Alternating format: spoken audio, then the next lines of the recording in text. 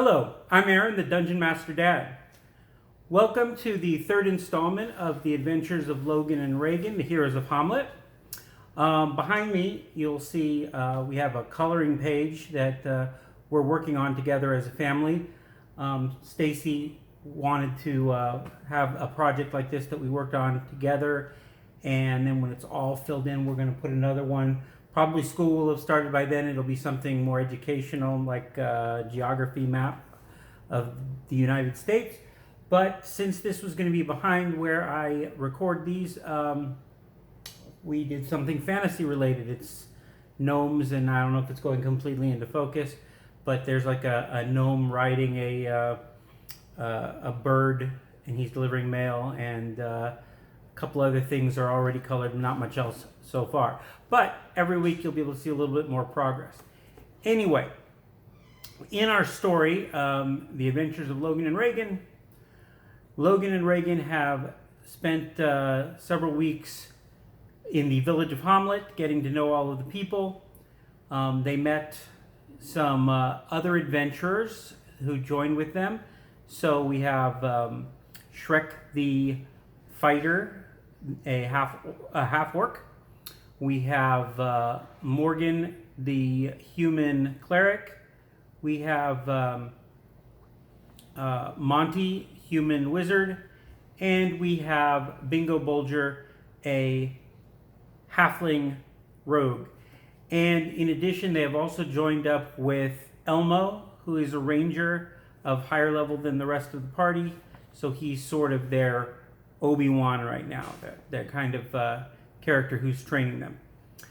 Now, they have learned from Elmo that there is a Moathouse, which is within a few hours' ride from Hamlet.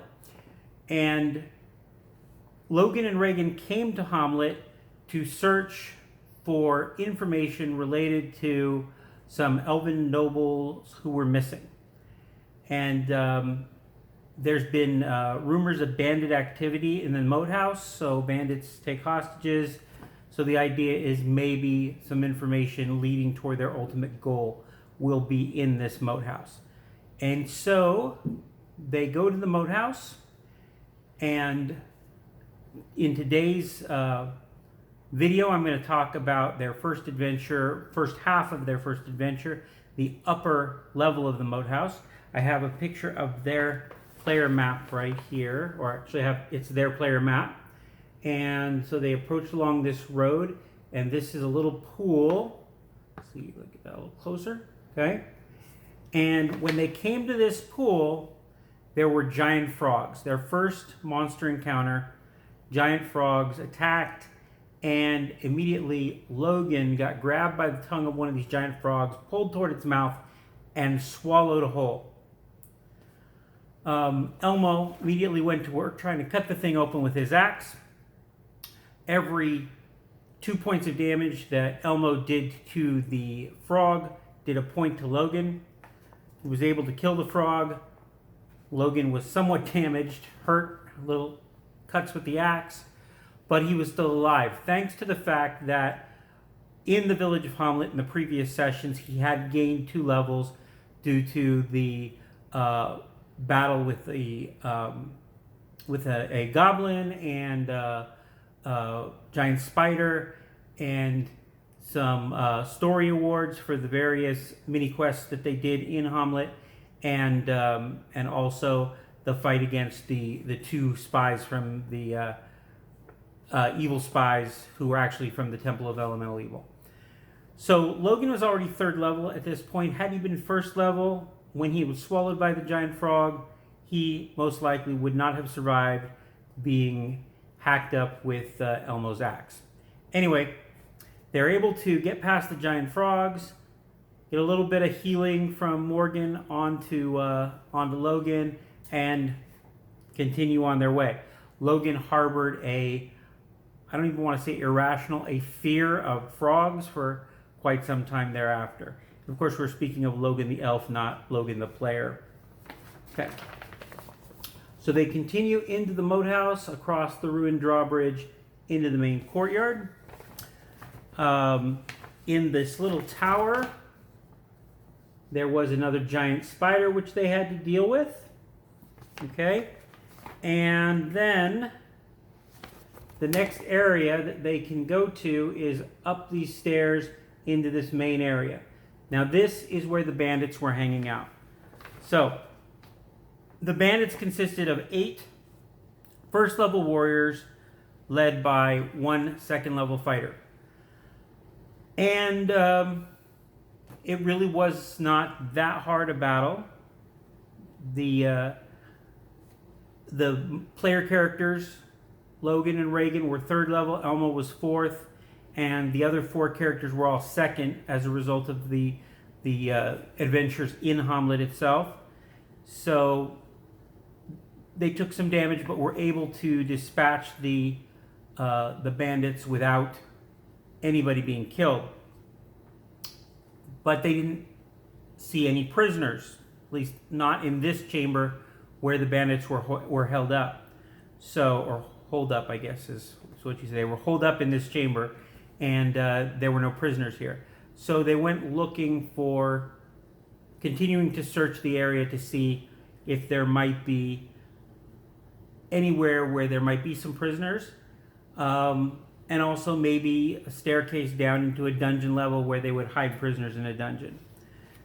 So they had from here, they had this corridor down here to search and this corridor over here to search.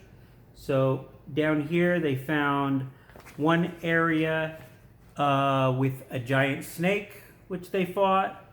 Another area with according to the actual original module, it was supposed to be a giant tick.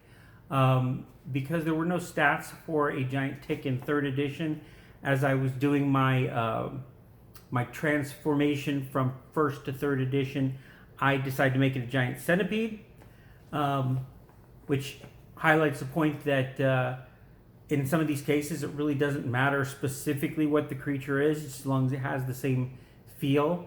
That's something that in translating the game from 1st to 3rd edition, I keep in mind, going for the general feel of the encounter and to move the story forward. In this barracks room over here, they encountered a giant lizard. And you may notice there on the map, there is a stairway going down. Okay. Once they checked out the rest of the level, they started down this stairway. And on this stairway, once they got on the stairs, they got attacked by a swarm of giant rats. This was a pretty big fight against the giant rats, but Elmo was in front, basically shielding the rest of the party, and they were able to get through all of the giant rats without being too damaged. Elmo and maybe a couple of the other characters had taken a few bites, and there was a chance, based on their fortitude saving throw, that they would contract filth fever, which some of them did. So, but that has an incubation period of a couple of days. So after they got back from the Moathouse back to Hamlet, a couple of them were sick for a few days. Once they got to the bottom of the staircase, they reached this threshold down at the bottom of the staircase, down onto the dungeon level, and immediately upon walking off the stairs, a big, just like my family at the Nickelodeon Resort, Elmo got slimed. Green slime growing on the lintel of the doorway at the bottom of the stairs, fell down on Elmo, landing on his helmet and his chainmail armor. He was able to get that armor off, get the helmet off before it contacted his skin. So none of his skin was turned into green slime, but now he's moving forward without any armor. I believe what they chose to do, if I remember correctly at this time, they burned out the green slime, and then I think they backtracked back into the room with the bandits, so that Elmo could get the armor off of the bandit leader, which may not have been as good as the armor that he had, but it was better than nothing. And then they continued back down to the second level of the dungeon, or the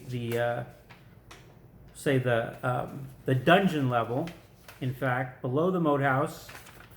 And here is the map of that, coming down these stairs right here. And I'm going to tell you all about that area of the dungeon next week.